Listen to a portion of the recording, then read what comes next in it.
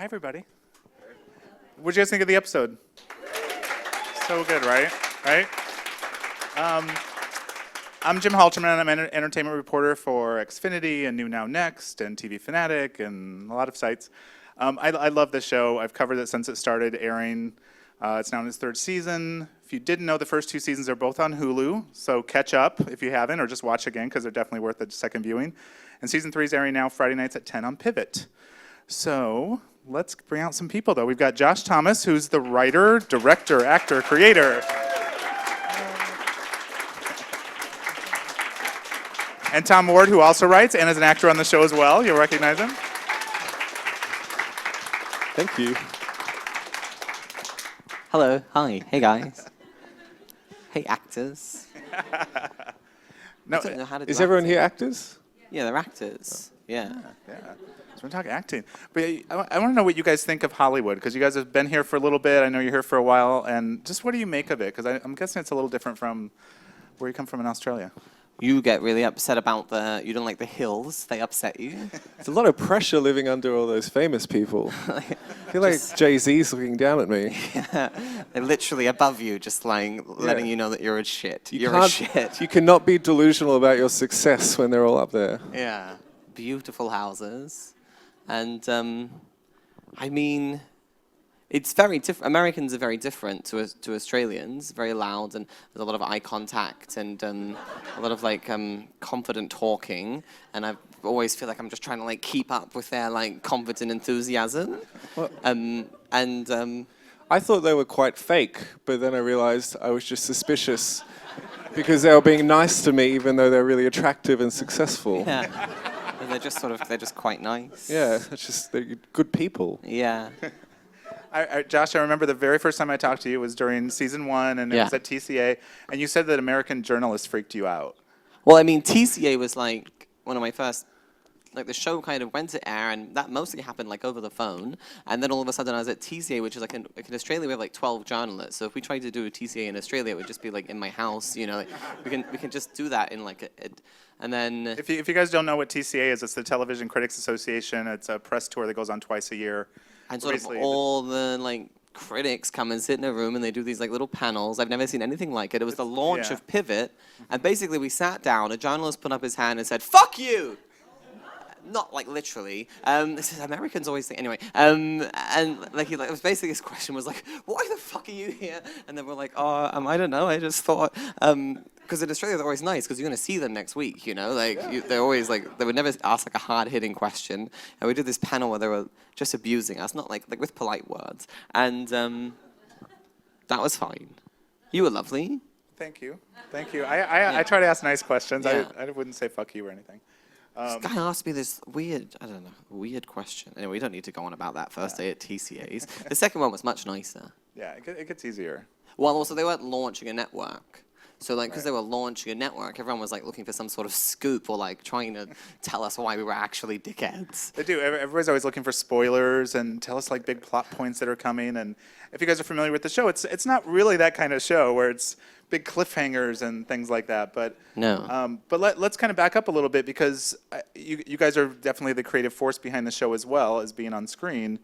Tell me just kind of how you guys got started with the show. Some people probably know the origins, but kind of how it got to where it is today on Pivot.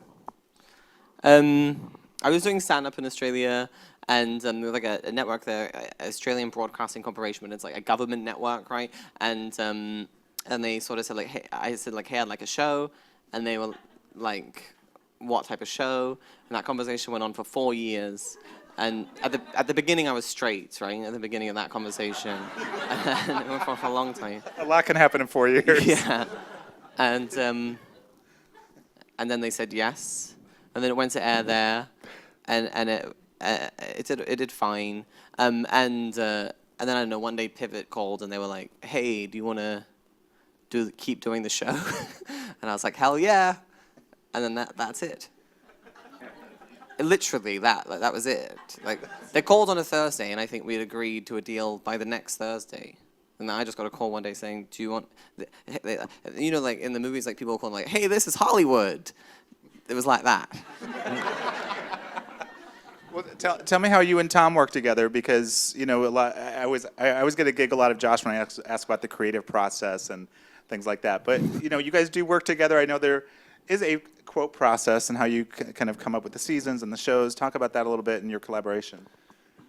I'm always just because they do these interviews, and because also American journalists are they're a lot smarter than Australian journalists, but no, because they get to just write about narrative television, whereas like an Australian TV journalist is mostly writing about The Bachelor, and so like here they're like a bit more in depth, and they're always wanting to know like how we make the show or like how we write it, but I don't really know. Like there's one day of the year where they like print the scripts out and they're on my desk. I walk in and somebody's printed them out and put them on my desk, which is weird because they've never been printed. Why would you? And I just sort of every time I look at them, I think, when did they happen?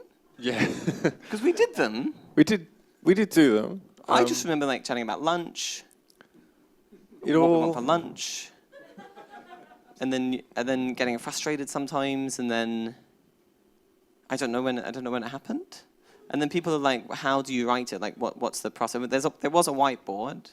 There was a whiteboard, and we divide it into 10 pieces, and then we try and fill up that board. Ep 1, Ep 2, Ep 3 to 10. We hope that one of us will have an awful experience on the weekend. Maybe I will devastate a relationship. Yeah. And then I will bring a story on Monday. And then that will fill a column. Yeah. Well, are a lot of the stories from your personal lives and your friends and just the stories that you're hearing? Because it's a very relatable show and a lot of things that we see on there. Yeah, I mean, I think, I just watched Ep 4. I feel like that's kind of like a night we would have out. It never happened. I fell over 2 nights ago, and it still hurts now. Gosh, that was good.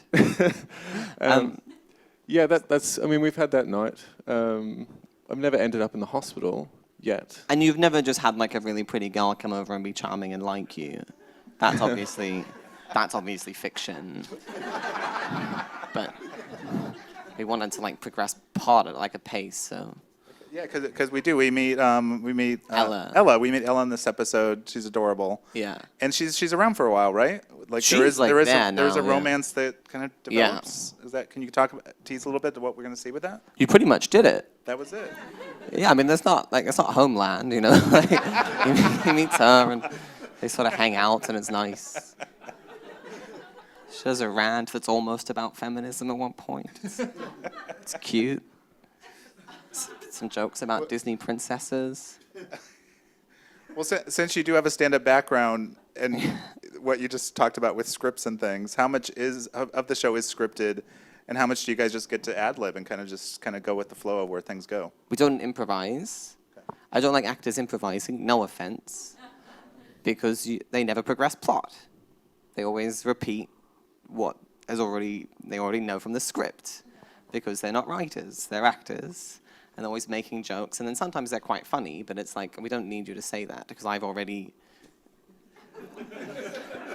done that for you. You don't need to do it again. So we don't improvise, including me and you, like, we don't improvise. I try sometimes. Sometimes I'll try and squeeze in some of my genius at the end, and then Josh will roll his eyes and go, cut. I'm not the director. Just sometimes. That one. That one I directed, but That's usually, right, yeah. Right. Well, how is it, because a lot of the actors in the room may also have aspirations to direct and write, and you kind of wear a lot of hats in the show, but how is it when you put on that directing hat and you're kind of doing a lot because you wrote the script and you're in the show, and talk about juggling all that? I mean, directing wasn't like something that I really was like, I dreamt of doing. Matt Saville, who directed every other episode, had to go away for a week, and I didn't want someone else to come in with their like ideas and their ways, awful. So I sort of did it, but I mean the crew really know what they're doing, and it was basically substitute teaching for that. But I mean, I was like, there's a scene there where I'm like, I look so tired and I'm not meant to. We just were like, well, this is what we're going with. What did you ask me? What's it like? What's it like just to wear all those hats at the same time, because you are directing yourself from a script that you wrote or helped write? I feel like acting and directing at the same time is really fine for me if we're doing like a fun scene where I'm in like a good mood, but if we're in a scene where like I have to be in a bad mood, or if I like am acting across from somebody and I meant to like hate them in the scene, and then you finish, and then I have to give them acting notes, which I usually want to do in like quite a nice way, but I sort of forget that I don't hate them, and then it can be like a bit abrupt, or like if you're doing a scene where you have to be like quite sad, I think I couldn't have done that because I mean it would be hard to like wipe off the tears and then go, okay, now we want a wide shot, and we want this, and can I watch that back? And the light's a bit dark. I really like Josh directing because we could get rid of some of the formalities that you usually have with like a professional relationship. So that the scene with like the fruit, he's just like, okay, now pick up the apple, bite the apple, put down the apple. This is during a take. During the take. Okay, you did it. Good job. Cut. Yeah. Or stop moving your fingers, you dickhead. Your arm's broken. Yeah. No, Do it again. Don't move your shoulder. your arm's broken. Yeah. Yeah. Matt. Whereas Matt Saville would have to come over and go, okay, so the thing about having a broken arm. And he would yell cut and Yeah. stop the crew from listening and give you like a nice polite, but not me. So it's a nice shorthand. You guys Yeah, have. I mean, Yeah. you can't move Save your some fingers money. if your arm's broken. That's a good tip. That's right. That's a good acting tip. Now, one thing I love about the show, and we've talked about this, is there's a nice layer of drama that's in the show as well, which seems to pop up, at least for me, unexpectedly. And this episode has a little bit. I asked you about the episode 2, which I think just aired last week, with Arnold, when Arnold Yeah. sings. And who knew Keegan could sing like an angel? I mean, I knew. We wrote it in. It's amazing. Yeah, I It's saw him amazing. sing, and I thought, well, that'll fill a couple of minutes. I don't know if you guys have seen. If you guys haven't seen the second episode, Arnold sings, and it's lovely. But talk about that, because it actually made me tear up a little bit, because it's a nice moment with Josh's on-screen father. But it just reminded me that the show does always have that kind of running through there, and it pops up. I like that scene because it's basically the scene that's in like so many movies and things where like they do it in Glee a lot. Like Mike Chang's dad doesn't want Mike Chang to be a dancer; he wants him to do maths. But then Mike Chang dances anyway, and his dad turns up and is so proud and does a standing ovation, right? Or like Sister Act 2. Yeah. Or Billy Elliot. Just all of Billy Elliot. All of Billy Elliot. He's like, I'm not buying him a ticket to get on that bus to go and dance. Yeah. And then he sees him dancing. And then he just runs off. Then the dad just runs. I haven't seen the end of Billy Elliot actually. Oh no. Okay. Well, he sees him dance, and then his mind is blown. And rather than going like, I'm sorry, I was wrong, you're an incredible dancer, the dad just runs off to tell his mum that he's decided to buy the tickets so he can go and dance. But he just leaves Billy in the auditorium weeping still. He doesn't know that he's changed his dad's mind. Yeah. Sorry, anyway. We wanted to do that. We wanted to do that thing where someone comes in but we couldn't do it because everyone else has done it. So we did it like in our own way. And I like it because you're like laughing at it, but also like it does get you the same way all those other ones do. It does. It does, like, it gets you. It's got- just it got fun me. to watch a parent not be disappointed anymore. But when you're constructing the episodes and the scripts magically appear, Yeah. what's the thought process of kind of balancing that out so the comedy doesn't outweigh the drama and vice versa? How do you think about that?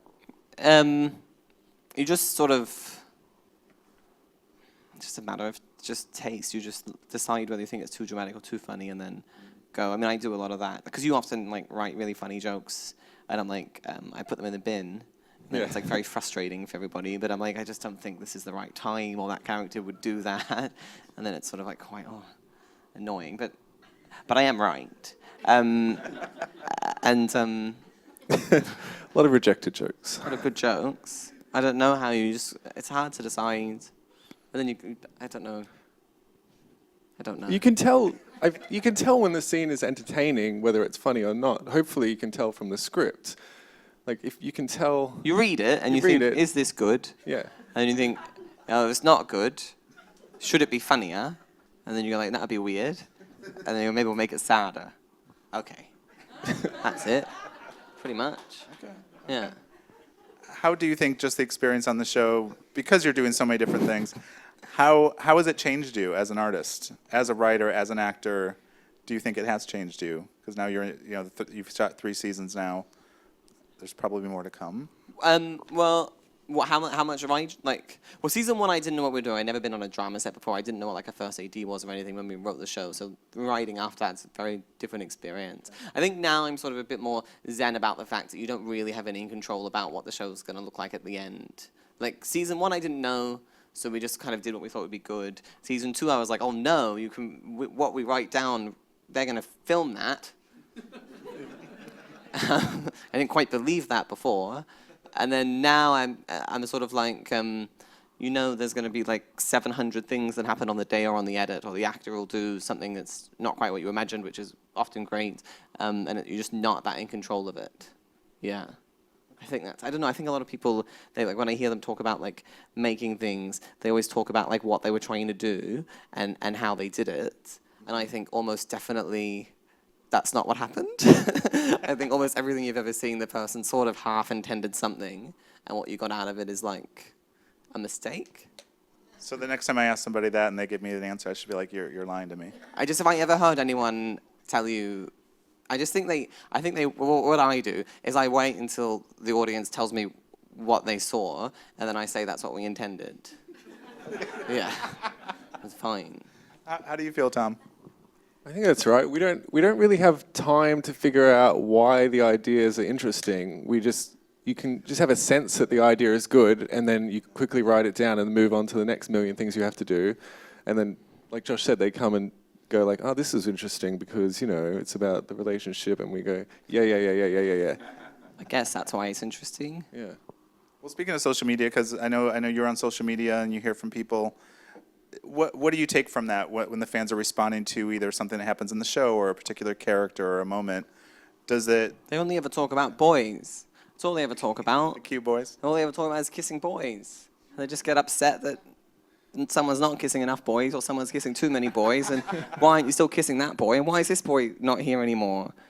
They literally do edits of the show where they cut out all the scenes where I'm not kissing a boy. Yeah. They do Arnold cuts of like YouTube where you only have Josh and Arnold, and they get rid of everything else. It's a bit weird. They put little songs underneath. So I don't ignore social media. Okay. I mean, you've got to. Yeah. You can't listen to that. Can you? Yeah. I mean, I guess no one's ever made a special cut of Tom for YouTube. You've not had that many beautiful romantic relationships. There'll be a Tom and Ella cut. Oh, you think? I'll do one for you. Thanks. I'll do one for you. I sort of already did. Well, I do like the relationship with Josh and Arnold. It's such a fun pair to watch. What do you think is the attraction between those two? Because Arnold is hilarious, and he's so neurotic, and popping some pills makes it even worse. It didn't mellow him out in the beginning. But talk about that relationship and like what's the connection between those two? What's the connection between Arnold and Josh? Look, I'm not really sure what. Do you know? Well, Arnold's troubled. I don't. Okay. Maybe Josh doesn't know how to care for anyone unless he has to take care of them. That's what someone might have said to us, and we can pretend that's what it is. I like that. I just sort of like them together. Yeah. For now. And Keegan can sing. And he can sing, and he's got a nice little face, and he's a good actor, and I like his little character that he's got. Yeah, I like that. But even his in the episode where he comes out to his family, that was again. They've not seen that. They've not seen that yet. They haven't seen that yet. That's Maybe next that's week. This coming episode. Yeah, it's coming. Okay. Episode, yeah. Well, you'll see it. But again, like there's a sweetness to that as well. But even though there's still some comedy there. I think there's something fun in Josh's kind of. He's quite turbulent, and Arnold's quite easily upset. So that's fun, isn't it? Yeah. I don't know. I feel like people don't believe me when I say I don't know. But you like what you see on the screen, because I know I do, and I think the fans are responding I like them to it. together, and yeah. I believe them. Yeah. Okay. That's enough. Yeah. Well, so you've done 3 seasons of the show so far. is there a bucket list of things you would like to do? Like, are the stories that pop into your head and things like that? I get the same little grin every time I ask these kind of questions. Well, there's no bucket list. Do you have anything you want to do? We've done a lot, 26 episodes. You've done quite a bit. Do you have any ideas? What do you want to see? I actually love the balance of your characters, and also we get to see a lot with the parents. And the world's really opened up since season 1. If you went back and watched the first season, Yeah. it's really opened up, and there's a lot of story that we see with the other characters. You want more other characters? I You want would less of me? Is that what you're trying I'm to say? not saying that at all. No. Because I'm happy to. No, I like the balance of it all. So you want That's what I like. You want it just as it is. I just want and you kissing boys. Me kissing I want to boys. see Yeah. that too. Yeah, sure. Yeah, there'll be lots of that. Yeah. Good. You know, I remember asking you this the very first time we talked, because a lot of people will say it's a gay series because the lead character is a gay character and you're gay. But what do you think of that? Do you even hear that as much as you did? I feel like you maybe have heard it a lot in the first season. I don't know if that stayed with the show or has that kind of gone away. Do you still hear that from people? No, every time everyone they want to know something about gayness, and I just don't, because I never think about it when we're writing the show. I never consider it because I'm gay and it's just not that interesting to me. Like, I just do it all the time. Every day I'm just doing like gay things, and I just never thought like how that would play out as a comment. Do you know what I mean? As a social comment. You know, I didn't. When I suck a dick, it's not like a favor. It's not a favor. It's not. It's just a thing to do. It might be a favor. It depends. But like not broadly speaking. And I just don't have a choice, you know? I just don't have a choice. Like, the lead character's gay, and I'm gay, and I don't have a choice, and that's just how it is. And then, but I don't know, people think it's quite remarkable, but it's just, to me, it's very dull, isn't it? I mean, you're gay, always, just boys, you know. Like, it's obviously, it's better to be gay. Like, it's more fun than being straight. Definitely. Like, 100%, no doubt. But that's not why he's gay. I just didn't have a choice. He would be lots of things if I had a choice. He'd be very fit. He'd be beautiful hair, do you know? But I just don't have a choice. Tom, do you want to add to that at all? Well, How do you he's feel about covered a lot of bases, but How do you feel about being straight? How do you feel about being a straight offsider? well, Fine. it's just fine, isn't it? Yeah. I like being a straight offsider to a gay character because I get to go to more fun nightclubs. I get to. Because it's better. It's got better music to dance to. And if I'm Straight trying to clubs meet are- girls, then I guess it makes my chances better. Much better. Yeah. You're hitting way above your weight, thanks to me. Much better. Very well.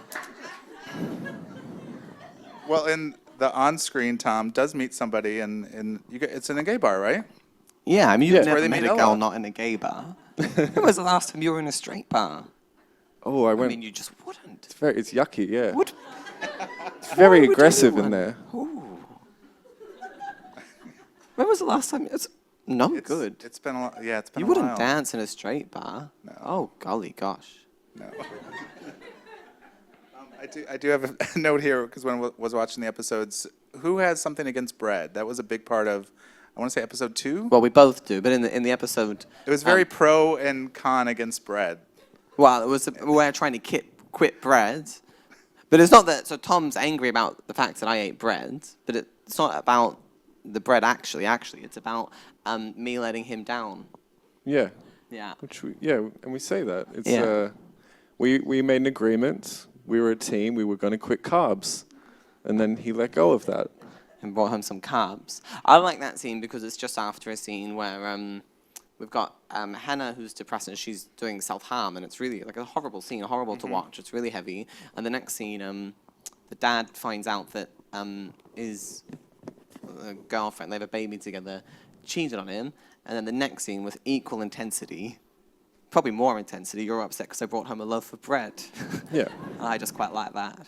Yeah. Yeah. Well, I actually want to ask you about Hannah a little bit because that's some of the dramatic stuff that I was talking about, because it just kind of slides in, and you really feel for her, especially when she's kind of self-abusing herself because she just feels so terrible. I guess is there some happiness coming for Hannah? I want to see her get a little happy. So Henna's depressed, right? And it's like, writing for a depressed character as it comes with some challenges. The first major challenge is they don't get out of bed very much, which is not good for driving plot.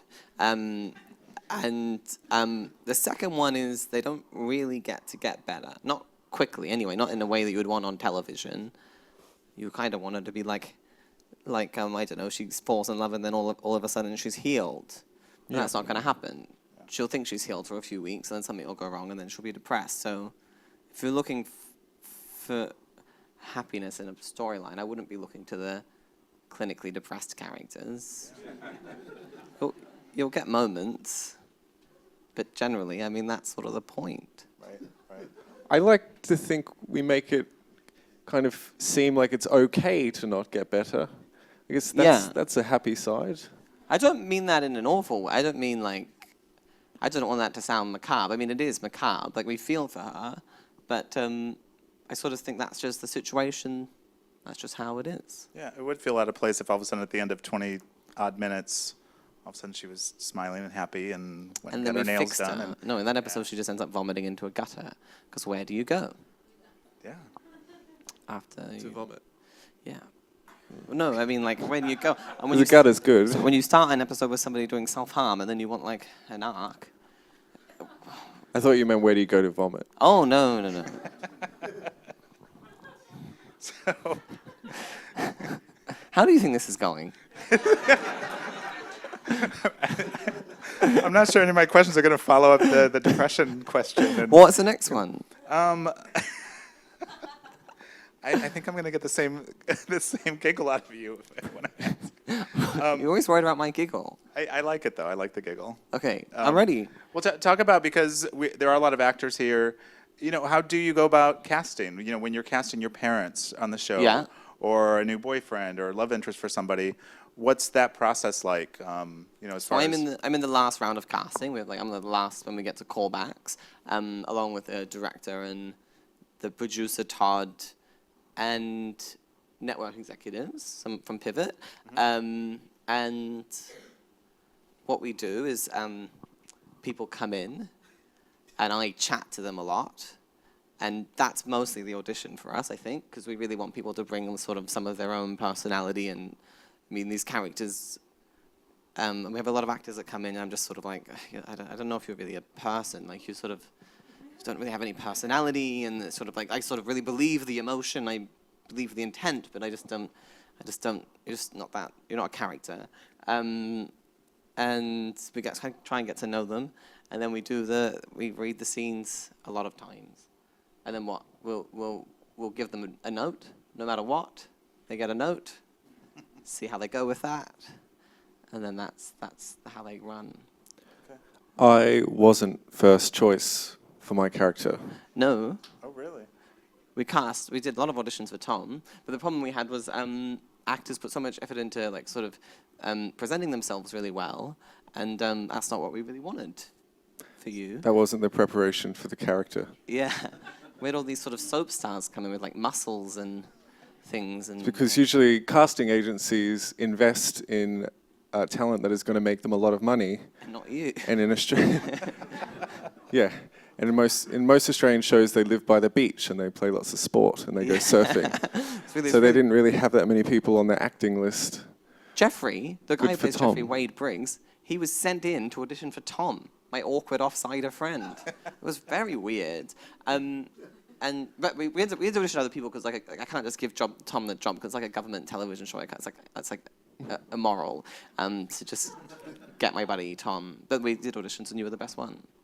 Yeah. Well, I'm glad you made the cut, Tom. Thanks, What Jim. do you want to know about the casting process specifically?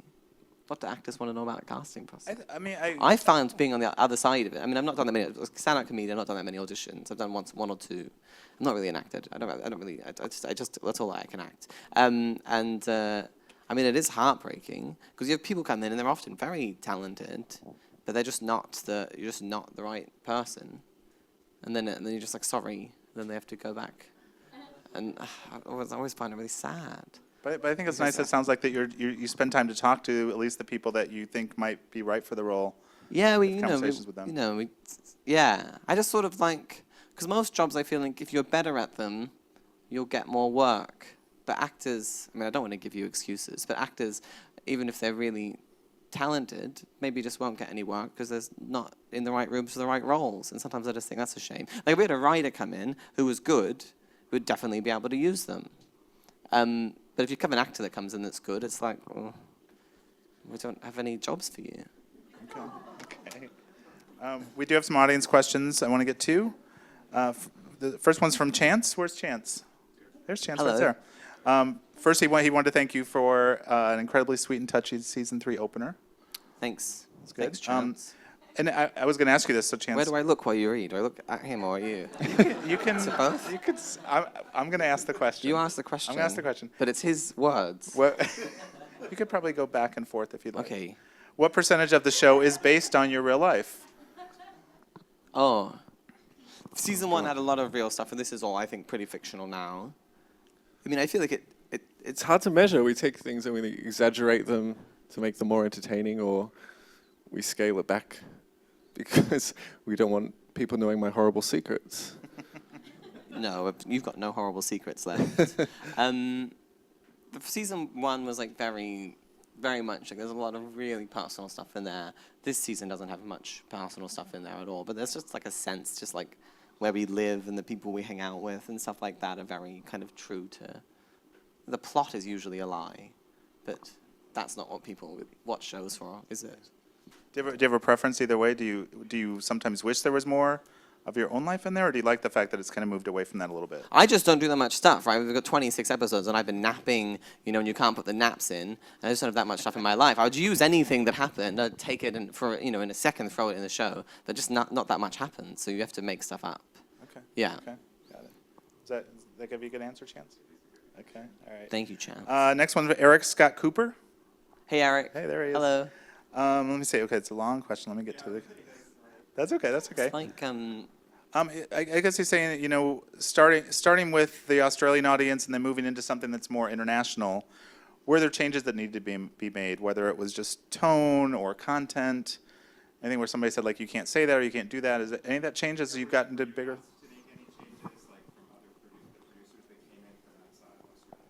I mean, Americans are like, there was nothing like we had to change tonally or anything. Americans are a little bit more frigid than Australia, but it's never really changed that much. What do you think?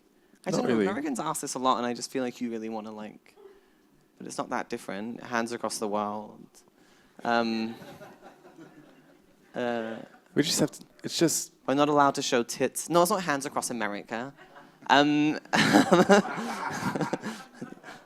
We're not allowed to show tits anymore because you guys don't like that. Yeah, that's just the rules. You like it, but you're not allowed it. Yeah, basic cable can't. I could shoot you in the face, and you guys would be fine. Sweet, no worries. But if I put a boob on your face, that would just be horrendous. Fair enough, Yeah.